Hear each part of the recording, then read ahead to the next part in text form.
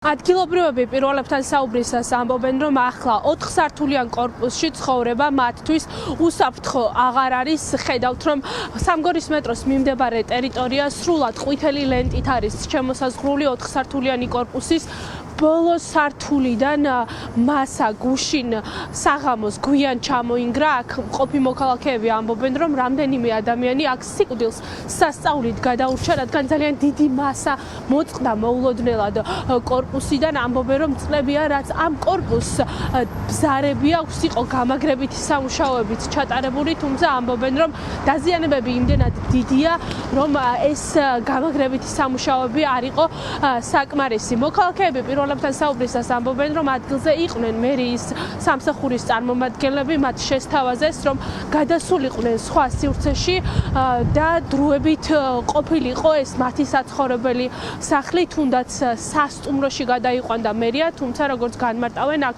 მცხოვრები მოქალაქეების სრული უმეტესობა ამ წინადადებაზე არ იყო თანახმა, სწორედ ამიტომ ახლა იძულებულები არიან მოქალაქეები, რომ იცხოვრონ მათთვის არა უსაფრთხო კორპუსში. როგორც განმარტავენ, აქ რამდენჯერმე ჩატარდა გამაგრებითი სამუშაოები, მას შემდეგაც გამოჩნდნენ ადგილზე მერიის თანამშრომლები, როდესაც სადგურის მეტროს მიმდებარე ტერიტორიაზე ჩამოინგრა კორპუსი, რადგან სოციალურ ქსელში ძალიან მალევე გავრცელდა ამ კორპუსის კადრებიც, თუმცა როგორც განმარტავენ, ეს კორპუსი ახლა მესამე ხარისხის ავარიულ კორპუსად ითვლება და ერთადერთი გამოსავალი არის ის, რომ სრულად მოხდეს ამ კორპუსის გამაგრებითი სამუშაოები. ეს როდის ჩამოინგრა, ხო არ იცი? სახამე. ხამე კაფეში ისა?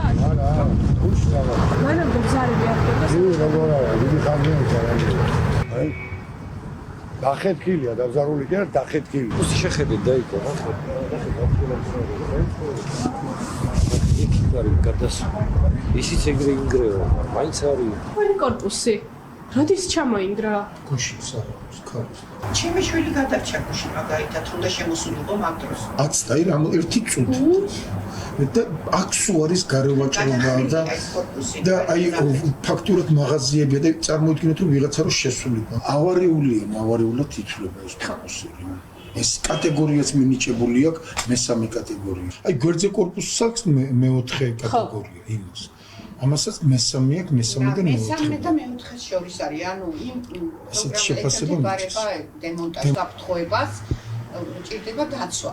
აი, რომ პირველი სართულების როგორ გითხრათ, ახირები, აკვიატებისგან რომ შემოსავალი აქვს და რთული პირობებია ცხოვრების. ხო, მეორეც ჩამოინგრა, ხო, როგორც კი, მეორედ კი რა, იქითაც იყო ეს ხილია ეს, იქეთ რომ წახვიდეთ, იქეთაც ცივი მდგომარეობაა. ტრანსპორტმა რო გაიაროს, აი დიდმა ტრანსპორტმა, აი გადამზიდები რაც არიან, კორპუსი აქვს ვიბრაციები.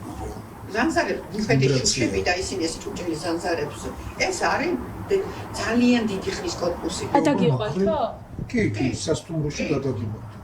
და თვითონ მოსახლეობა არ არის არა. პირველი სართულზე კომერციული ფართები რა, ანუ ერთი ადამიანი წინამდე რო იყოს არ მოხდება. ბათქაშია ჩამოვარდნილი, აი უნდა მოვიდეს ახლა მაგალითად ვიშკა, მანქანა ვიშკა რომ არის, თუ სადმე რამე კიდევ ჩამოსანგრევია, ჩამოანგრიონ და გადალესო ხელახლა, გაუკეთონ გამაგრებები, აი პირდაპირ პერიფერიაზე და რა იქ ახლა მე რო გამოვიხედო თავში დამეცეს მე დაზღვეული ხوارა ვარ აქ იმას აკნეს რა ქვია წყალი ჩამოდიოდა კარგა ხანი მაგხარეს კარგა ხანი და აი იმ წყალმაქნას სხვათა შორის მაგი რამდენი ადამიანი ცხოვრობს ამ კორპუსში? 58 ოჯახი იყო, მაგრამ ახლა გამბრალდნენ ალბათ უფრო მეტი.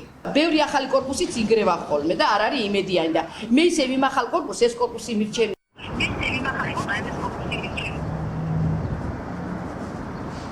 ირკვევა, რომ ეს არ არის პირველი შემთხვევა, როდესაც 4 სართულიანი კორპუსის ბზარიანი კორპუსიდან ნაწილები ცვივა. მოქალაქეები ამბობენ, რომ აქ ცხოვრება უსაფრთხო აღარ არის და 48-ზე მეტი ოჯახი ახლა დაბზარულ კორპუსში ცხოვრობს.